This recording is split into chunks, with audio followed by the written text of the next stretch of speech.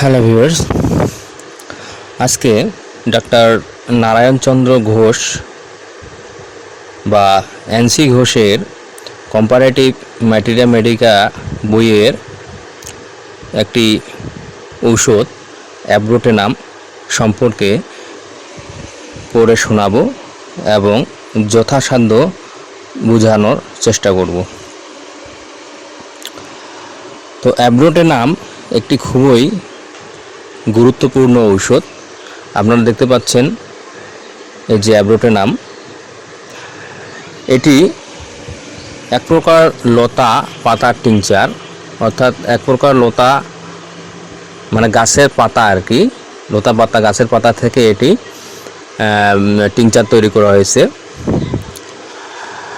কাত, হাতের কবজি, গোড়ালিতে বেদনা, গাঁট শক্ত, আড়ষ্ট, বাতজনিত বেদনা, শরীর কাঁপা, নৈরাশ্য, কর্মে অনিচ্ছা, অনিদ্রা, পর্যায়ক্রমে বাত ও অশ্ব, আমাশয়, অত্যন্ত দুর্বলতার সহিত হেক্টিক জ্বর, শিশুদের এক প্রকার হেক্টিক জ্বর, ইনফ্লুয়েঞ্জার পর, মেটাস্ট্যাসিস, শিশুদের মেরাসমাস ইত্যাদিতে এটি ব্যবহৃত হয়।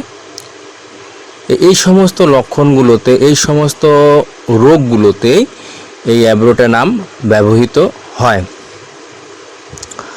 তো এর কিছু চরিত্রগত লক্ষণ আছে। এই চরিত্রগত লক্ষণ যেগুলো আমি পড়ে শোনালাম, এগুলি হলো এর চরিত্রগত লক্ষণ। এটি হলো, এই যে দেখেন, ইহার চরিত্রগত লক্ষণ। ডক্টর ক্যান্ট বলেন, ছেলেদের নাক দিয়ে রক্ত পড়া, নাভি দিয়ে রক্ত পড়া, অন্ডকোষ ফোলা এবং তার সাথে দেহ শুকাইয়া যেতে থাকলে এটি বিশেষ ফলপ্রদ।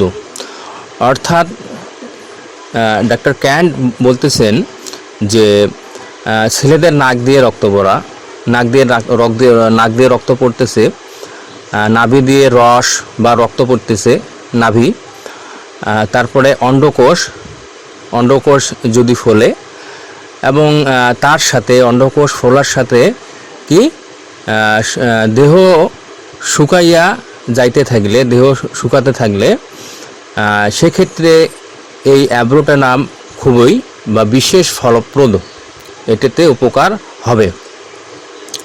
শিশুদের মেরাসমাস বলতে আমরা যেটা বুঝি, মেরাসমাস খাওয়ার রুচি থাকে না, মেজাজ খিটখিটে, এটা আমি বুঝি, বা এর আরও কোনো ব্যাখ্যা থাকতে পারে। তো শিশুদের মেরাসমাসে অ্যাব্রোটেনাম ভিন্ন, মানে অ্যাব্রোটেনাম বাদ দিয়ে আরও কিছু ঔষধ কাজ করে, যেমন নেট্রামিউর, আয়োডাম, সাসাপেরিলা, সাইলিশিয়া, ক্যালকেরিয়া ফস ইত্যাদি ঔষধ উপকারী। মানে এই অ্যাব্রোটেনাম বাদ দিয়ে এই সমস্ত ঔষধগুলো লক্ষণভেদে উপকারী। তবে এদের লক্ষণগুলো কি ধরনের হতে পারে সেটাই এখানে নিচে দেওয়া আছে। ইহাদের লক্ষণের প্রভেদ নিম্নে দেখুন। শ্বাসাপেরিলার লক্ষণ হলো বৃদ্ধ ব্যক্তির মতো গায়ের চামড়ার ভাঁজ পড়ে। বৃদ্ধ ব্যক্তিতে আপনারা জানেন, যারা বৃদ্ধ হয় তাদের গায়ে চামড়ার ভাঁজ পড়ে, চামড়া হয়ে যায় আর কি, বৃদ্ধের মতো হয়ে যায়। সেক্ষেত্রে দিতে হয় শ্বাসাপেরিলা। তারপরে নেট্রামিউর, শিশু প্রচুর পরিমাণে আহার করে, তথাপি কিন্তু তার শরীর শুকাতে থাকে। এত খায় তারপরও তার শরীর শুকাতে থাকে, শরীরে তার উন্নতি আসে না। সেক্ষেত্রে ইহাতে ঘাড়ের পশ্চাৎ দিকটা অধিক শুকাইয়া যায়। ঘাড় মানে খুব খায়, শরীর শুকায় এবং ঘাড়ের যে পশ্চাৎ দিকটা, ঘাড়ের পিছনের দিকটা অধিক শুকাইয়া যায়।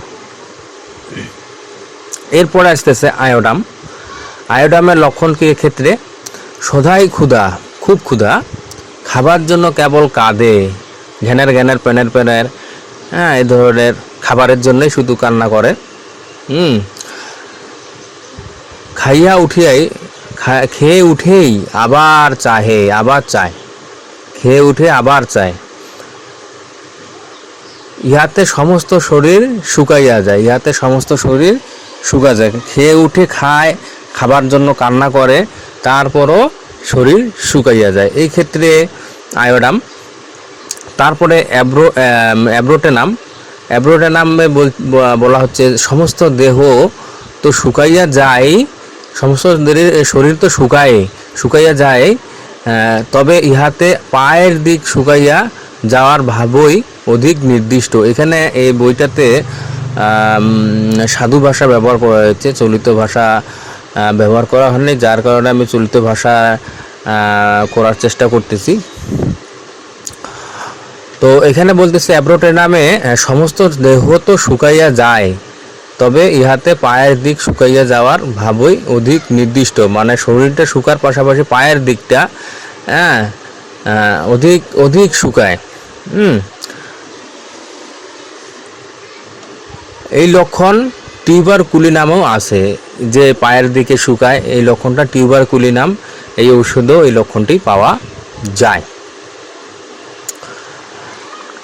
তারপরে বাতের ক্ষেত্রেও অ্যাব্রোটেনাম কি লক্ষণে অ্যাব্রোটেনাম দেওয়া যেতে পারে বাতের ক্ষেত্রে, এটা দেখেন। অত্যন্ত যন্ত্রণার সাথে কাঁধের, হাতের কবজির এবং পায়ের গোড়ালির গাঁটে বাত হলে কিংবা প্রদাহযুক্ত বাতে আক্রান্ত স্থান ফুলিবার পূর্বে কোনো স্থানে বেদনা হইলে এবং প্লুরিসি রোগে অ্যাকোনাইট, প্লুরিসি সাধারণত আমি বুঝি বুকের একটা রোগ, সেটি ফুসফুসে, এটা আমি বুঝি আর কি, ফুসফুসে আক্রান্ত হয়। প্লুরিসি রোগে অ্যাকোনাইট ও ব্রায়োনিয়া ব্যবহারের পর বুকে চাপিয়া ধরার মতো বেদনা ও তাহার সঙ্গে নিঃশ্বাসে কষ্ট থাকলে অ্যাব্রোটেনাম উপকার হয়। অত্যন্ত, এখানে দেখেন, অত্যন্ত যন্ত্রণার সহিত খুব ব্যথা, এই ব্যথার সহিত কাঁধের, হাতের কবজির এবং পায়ের গোড়ালির গাঁটে, হাতের কবজি এটা তো আপনারা বুঝছেন, পায়ের গোড়ালি এটা বুঝছেন, অ্যাঙ্কেল, এখানে যদি বাত হলে কিংবা প্রদাহযুক্ত বাতে, প্রদাহ মানে ব্যথাযুক্ত বাতে আক্রান্ত স্থান ফুলিবার পূর্বে, আক্রান্ত স্থানটা ফুলার পূর্বে কোনো স্থানে বেদনা হইলে, আক্রান্ত স্থানটা ফুলার পূর্বে যদি ব্যথা হয় এবং প্লুরিসি রোগ, এটা আমি তো বললাম, প্লুরিসি রোগে অ্যাকোনাইট ও ব্রায়োনিয়াস ব্যবহারের পর বুকে চাপিয়া ধরার মতো বেদনা, বুকটা চেপে ধরছে এরকম বেদনা, ও তাহার সঙ্গে নিঃশ্বাস কষ্ট থাকলে, তাহার সঙ্গে যদি নিঃশ্বাসে কষ্ট থাকে, সেক্ষেত্রে অ্যাব্রোটেনামে উপকার হয়।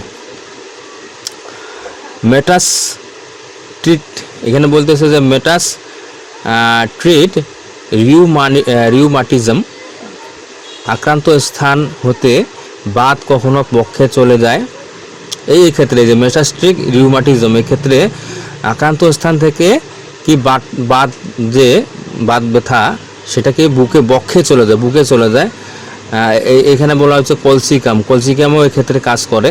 এই যে বাত ব্যথা আক্রান্ত স্থান থেকে বক্ষে চলে যায়, সেক্ষেত্রে কলসিকামও কাজ করে।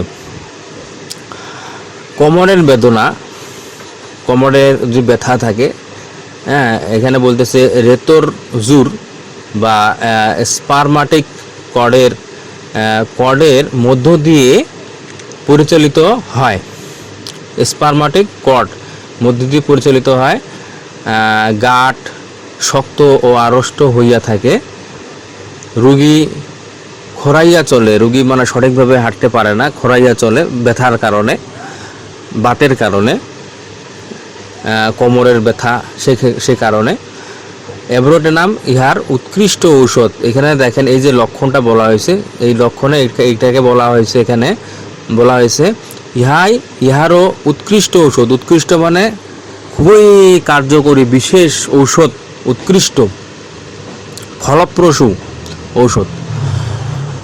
তারপরে এখানে দেখেন আরও নিচে লক্ষণ দেওয়া আছে অ্যাব্রোটেনামের। উত্তম ক্ষুধা উত্তম ক্ষুধা সত্ত্বেও দিন দিন শুকাইতে থাকে। পাকস্থলীর পীড়ার ক্ষেত্রে উত্তম ক্ষুধা মানে ক্ষুধা উত্তম, কিন্তু তারপরেও শরীর শুকাইতে থাকে। তাহলে তাহলে খেয়ে কী হচ্ছে? তাহলে যদি শরীরে শুকাইতে থাকে। তারপর এখানে দেখেন, যাহা খায় উহাই অজীর্ণ বাহ্য হয়। অজীর্ণ বলতে কি বোঝাচ্ছে? যাহা খায় উহাই অজীর্ণ বাহ্য হয়। পাকস্থলীর মধ্যে অসহ্য কাটাছেঁড়ার মতো বেদনা, সময়ে সময়ে পচা দুর্গন্ধ বমি হয়। এই ক্ষেত্রে অ্যাব্রোটেনাম কার্যকরী। এই যে এখানে বলা হয়েছে যে যাহা খায় উহাই অজীর্ণ বাহ্য হয়, পাকস্থলীর মধ্যে অসহ্য কাটাছেঁড়ার মতো বেদনা, সময়ে সময়ে পচা দুর্গন্ধ বমি হয়। পচা দুর্গন্ধ বমি এবং যেটা খাচ্ছে সেটাই অজীর্ণ বাহ্যে পরিণত হচ্ছে, পাকস্থলীতে বেদনা। এত বিভিন্ন। এটা ছাড়া পেট ফোলা, পাকস্থলীর ভেতর একটা শক্ত ডেলার মতো পদার্থ অবস্থিত করা। পেটটা ফুলে যায়, পাকস্থলীর ভিতর একটা শক্ত ডেলার মতো পদার্থ মনে হচ্ছে আছে অবস্থিত করা। পর্যায়ক্রমে কষ্টবোধ ও উদরাময় প্রভৃতি লক্ষণগুলি এবং বৃদ্ধদের ডিসপেপসিয়ার সহিত হৃৎপিণ্ডের গোলযোগে অ্যাব্রোটেনাম নির্দিষ্ট। তো ডক্টর এনসি ঘোষের